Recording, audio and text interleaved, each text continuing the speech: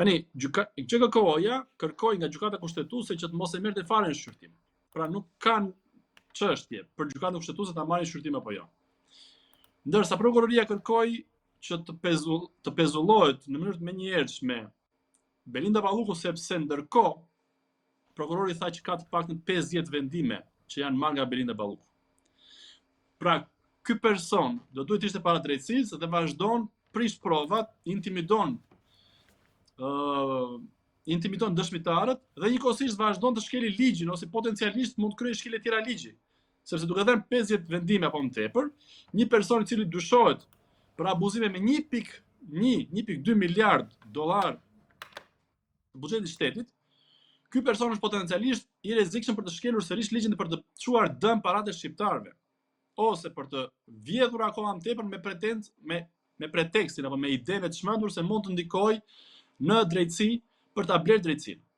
Duke vazhduar të japi vendime, kjo zonja mundet që të vazhdoj të vjedhë akoma me idenë të çmendur se mund të vazhdoj të akumuloj para për të blerë drejtësinë. Sipas shprehjes famshme që diçka që nuk blihet me pak para, blihet me shumë para. Këta mendojnë, siç edhe kishte kërkuar Belinda Edi Ramës, që ma ço gjykatë kushtetuese se atje e sqaroi vetë. Pra, në mënyrë absurde për çdo shqiptar është fyerje, por është e pakuptueshme që si njerëz të cilët akuzojnë për miliarda dollar, pra Belinda akuzohet nga ish kolegu i saj për 2 miliard dollar. Rama vet, kryeministri i vendit akuzohet për 14 miliard dollar dhe në vend se të kërkojë falje, të shkarkojë Belinda dhe të japi dorëheqjen vet, kërkon nga gjykata kushtetuese. Kërkon kohë, sepse ky po vazhdon me presionet.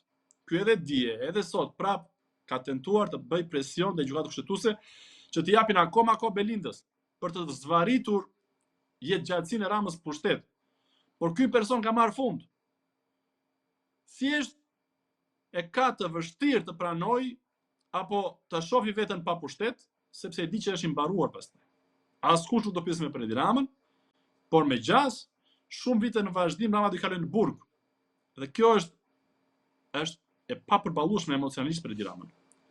Nuk është se i vjen keq as i shqiptarit, sepse ky ka shkaktuar shumë dhimbje. Por që gjykata kushtetuese të vihet në lojë nga Edi Rama, kjo është në turp me gjykatën kushtetuese. Këta edhe gjoja këtu një vendim për Sali Berishën, ose më tha shfaqën pas 8 muajsh vonesë, një vendim që e morën me 1 vit vonesë për Sali Berishën. Në fakt, nuk e shfuqizuan vendimin e Irena Gjokës për zotin Berisha. Thjesht i dhan pretekstin e Edi Ramës që ta kundërshtojë arrestimin e vet, siç po kundërshton arrestimin e Ballukut.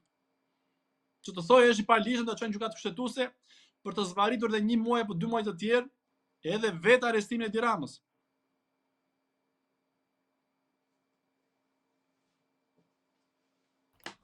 Zoti Skiu, ka pasur një takim të kryeministrit Rama me vajzën e presidentit Donald Trump, Ivanka Trump, e cila ndodhet në Vlorë për të vizituar këtë qytet lidhur me disa investime që do të bëjë në këtë qytet. Si e pat gjithë, po themi, këtë vizitë dhe mbi të gjitha vajtjen e zotit Rama për të darkuar me vajzën e Donald Trumpit? Kjo ishte një shfaqje butaforike, tërësisht e panevojshme, sepse indirekt Rama me këtë që po bën, po sulmon sërish zotin Trump. Pra mediat amerikane kanë alibin sot të sulmojnë sërish zotin Trump, që është sërish në një vit elektoral, pra midterm në nëntor në Shtetet Bashkuara të Amerikës, dhe ata japin mundësinë medias amerikane që të sulmojnë zotin Trump duke thënë që familjarët e vet shfrytëzojnë pozicioni për të pasuruar.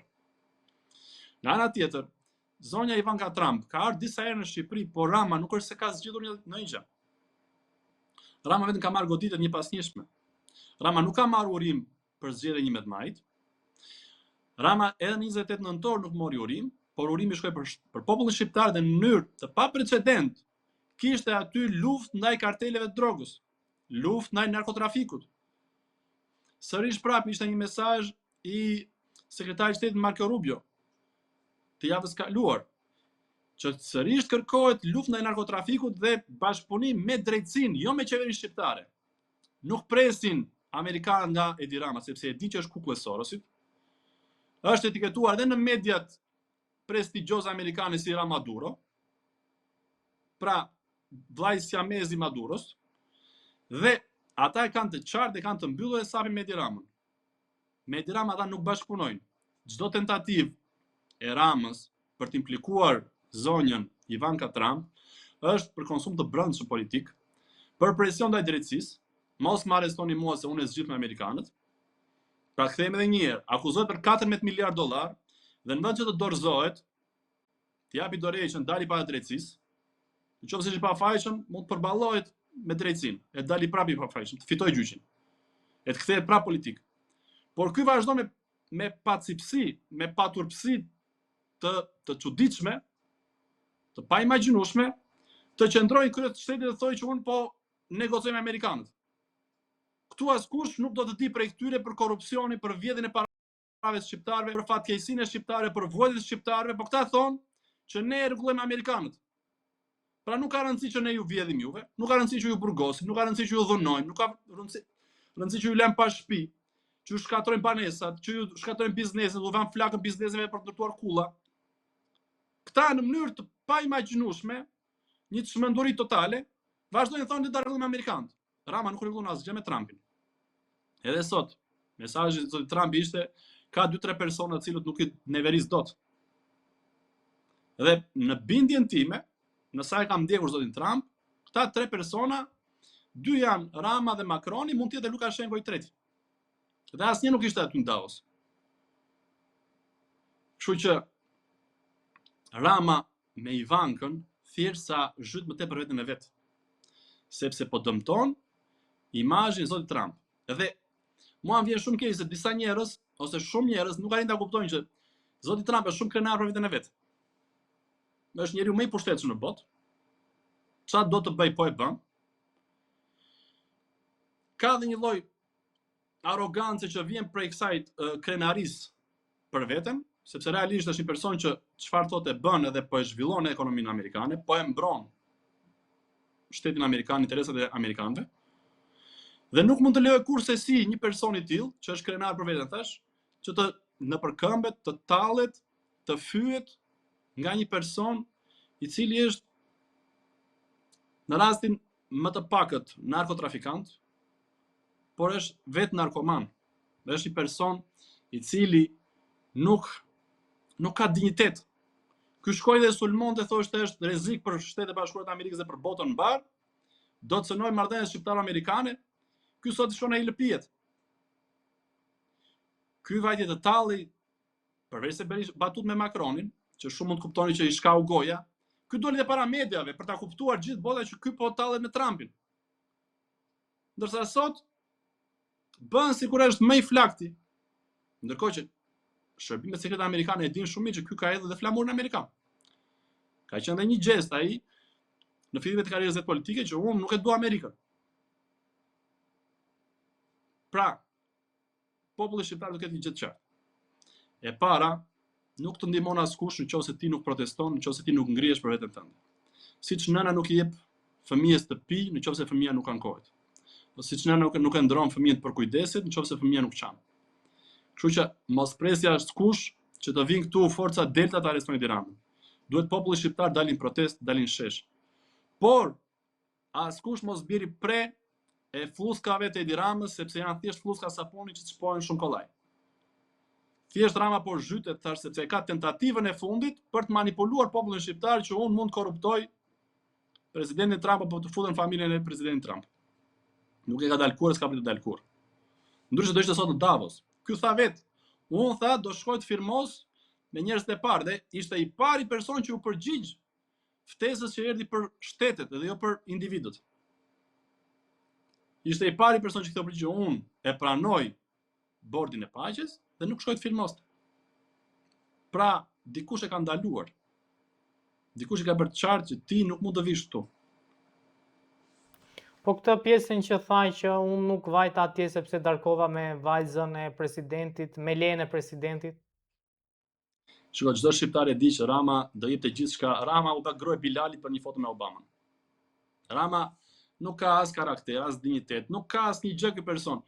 Ky gjithçka që ka thënë ka shkuar dhe pastaj e ka përtypur. por mos të një metafor tjetër. Pra ky person, prej fëmirisë në fakt, gjithë ata që kanë njohur fëmiri e thonë që është një person pa karakter. Gjithmonë ka qenë personazh komik për shokët. Edhe nuk e ka për turp as sot që të mashtrojë apo të përgjinjëstrojë veten e vet. E ka bërë disa herë. Thash, ky do jepte gjithçka, do jepte gati $1 miliard nga taksat e shqiptarëve për të qenë sot në Davos. Nuk ja doli dot. Nuk ja doli dot sepse amerikanët ja kanë bërë të qartë. Deri këtu, ti e ke mbyllur kapitullin, misioni jot ka mbaruar, ti do të largohesh. Çdo shqiptar do ketë qartë gjë. Por janë shqiptarë sepse siç zoti Trump i tha në Iran, ne nuk ndryrim akoma në Iran sepse nuk ka një opozitë të fortë në Iran. Në Shqipëri është opozita e fortë. Është opozita e bashkuar. Prandaj investojnë miliona, janë shpenzuar miliarde deri më sot, po vazhdojnë po shpenzojnë miliona euro vetëm për të shkatruar opozitën dhe vetëm për të mbajtur gjallë gënjeshtrën e madhe që opozita është e përçarë apo është e dobët. Po të ishte opozita e dobët, po të ishte opozita e përçarë, ta nuk do merreshin fare me opozitën. Siç nuk merren me Lul Bashën, që ka dalë nga politika totalisht, siç nuk merren as me partitë e vogla parlamentare. Merren vetëm me Sali Berishën. Merren vetëm me Partinë Demokratike dhe me aleatët e saj. Prandaj nuk ka shpëtim për Edi Ramën. Ka marrë fundit Edi Rama. Kjo ishte tentativa e fundit, se mbas kësaj nuk ka më si të mashtrojë shqiptarët. Por kjo ishte tentativa e fundit dhe ka bërë gjithë të zhurmë këto ditë për të thënë që unë po afrohem me presidentin Trump. Por full s'ka shpërtheu sot, sepse gjithë e panë që mungesa e tij në Davos ishte domethënëse. Edhe kishte një mesazh tjetër kuptim plot. Ishte presidenti e Kosovës, zonja Vjosa Osmani. Normalisht do të ishte kryeministri i Kosovës, por kjo ishte një mesazh nga zoti Trump që unë në Ballkan dua Vjosa Osmanin. Për Kosovën, kuptohet, por që nga gjithë liderët e Ballkanit, ky është personi që unë duam shumë. Siç ishte edhe në takimin e Parisit, prap e privilegjuar ishte Vjosa Osmani dhe Rama shikonte bashkëmenuese me keqardhjen. Pra ky person është investuar shumë, por nuk ja del sepse është kukull e Sorosit. Zoti Eskiu, po këto deklarata që bëri në kuvend duke thënë që do të shkojnë në SBA, por do të më shoqërojnë për të shkuar në shtëpinë e bardhë për të nënshkruar marrëveshje. Bëri pak ironi me gjithë lajmet që kanë dalë që po themi mund të ketë një hetim, mund të ketë një marrje në pyetje të zotit Rama në SBA. E qartë, kjo mbetet për të parë, 50-50 jam, por që edhe nëse do të shkoj, do të jetë vetëm për firmosjen e marrëveshjes në bordin e paqes. Vetëm për një angazhim maksimal të zotit Trump për të arritur paqen dhe për të rindërtuar Gazën. Nuk është se do japi mundësinë zotit Trump që Rama të shfrytëzojë këtu. Rama do vazhdoj të marrë goditje, edhe gjasat janë që shumë shpejt do të ketë fletën arrestit. Nuk besoj se do shty Marsin pa një fletë arresti për Edi Ramën.